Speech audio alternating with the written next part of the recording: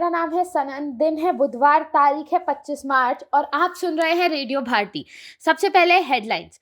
प्रधानमंत्री मोदी ने अमेरिका के राष्ट्रपति डोनाल्ड ट्रंप और श्रीलंका के राष्ट्रपति अनुरा कुमार दिसानायके के साथ पश्चिम एशिया संकट पर चर्चा की है। प्रधानमंत्री ने पश्चिम एशिया संघर्ष के दूरगामी प्रभावों से निपटने के लिए 7 शक्ति समूहों की गठन भी घोषणा की है। ईरानी राष्ट्रपति से बातचीत की और क्षेत्र में जारी हमलों और शत्रुता को रोकने की आवश्यकता पर जोर दिया। फ्रांसीसी राष्ट्रपति इमैनुएल मैक्रों। बांग्लादेश के प्रधानमंत्री तारिक रहमान ने नरसंकर दिवस पर शोक व्यक्त किया। NHI प्रायोजित राजमार्ग इंफ्रा इन्वेस्टमेंट ट्रस्ट आज BCI में होगा सूचीबद्ध। RBI का मार्च बुलेटिन जारी। वैश्विक अनिश्चितताओं के बावजूद अर्थव्यवस्था सुदृढ़। छत्तीसगढ़ में पहले खेलो इंडिया आयोजित खेल आज से 3 अप्रैल तक आयोजन। उड़ीसा पहले राष्ट्रपति इंडोर एथलेटिक्स प्रतियोगिता कलिंग स्टेडियम में होगी शुरू। अब खबरें विस्तार से। अमेरिका के राष्ट्रपति डोनाल्ड ट्रंप ने प्रधानमंत्री नरेंद्र मोदी से टेलीफोन पर पश्चिम एशिया की स्थिति पर चर्चा की है। सोशल मीडिया पोस्ट में प्रधानमंत्री मोदी ने बताया कि बातचीत के दौरान उन्होंने पश्चिम एशिया की स्थिति पर विचार विमर्श किया है। साथ ही भारत ने तनाव कम करने और जल्द से जल्द शांति बहाल करने का समर्थन किया। उन्होंने इस बात पर भी जोर दिया है कि होर्मुज़ सट्टेबाज को खुला, सुरक्षित और सुगम रहने पर पूरे विश्वास के लिए अत्यंत आवश्यक है।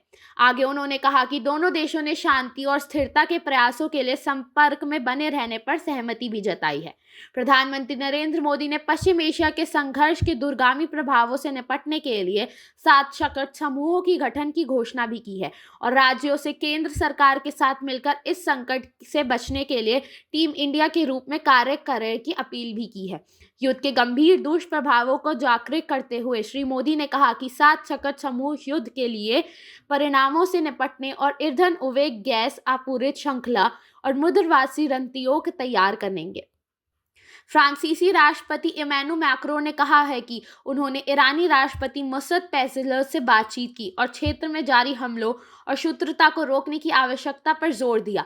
सोशल मीडिया पोस्ट में मैक्रों ने कहा है कि उन्होंने क्षेत्र में हो रहे अस्वीकार्य हमलों को समाप्त करने, ऊर्जा और नागरिकी अवसंचालन की सुरक्षा बनाए रखने, होर्मुज़ जलमंडल में नौवहन की स्वतंत्रता बहाल की आवश्यकता दोहराई। उन्होंने ईरान से सद्भावना के साथ बातचीत में शामिल होने का भी आह्वान किया है। बांग्लादेश ने प्रधानमंत्री तारिक रहमान ने आज नरसंकर दिवस पर शोक व्यक्त किया है।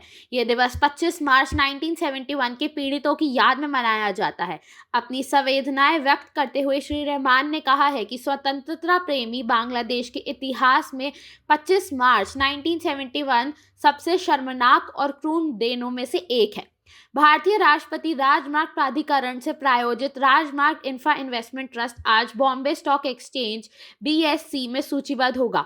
सड़क परिवहन और राजमार्ग मंत्रालय ने बताया है कि सूचीबद्ध होने के अवसर पर आयोजित कार्यक्रम में सड़क परिवहन और राजमार्ग मंत्री नितिन गडकरी और मंत्रालय के वरिष्ठ अधिकारी मौजूद रहेंगे।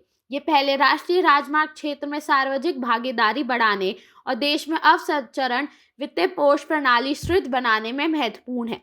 रिजर्व बैंक ने अपना मार्च का बुलेटिन जारी किया है, जिसमें वैश्विक अनिश्चितताओं के बावजूद भारतीय अर्थव्यवस्था की समग्र मजबूती का उल्लेख किया गया है। बुलेटिन के अनुसार पश्चिम एशिया में भू राजनीतिक तनाव और वैश्विक व्यापार संबंधी चिंताओं से बाजार में अर्थव्यवस्था बढ़ गई है। हाल ही फरवरी में भारत की आर्थिक गतिविधियों में तेजी देखी गई है।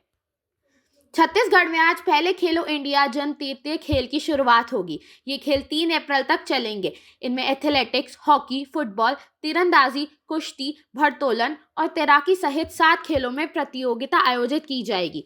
इनके अतिरिक्त मल्लखंब और कबड्डी को प्रदर्शन खेलों के रूप में शामिल किया गया है।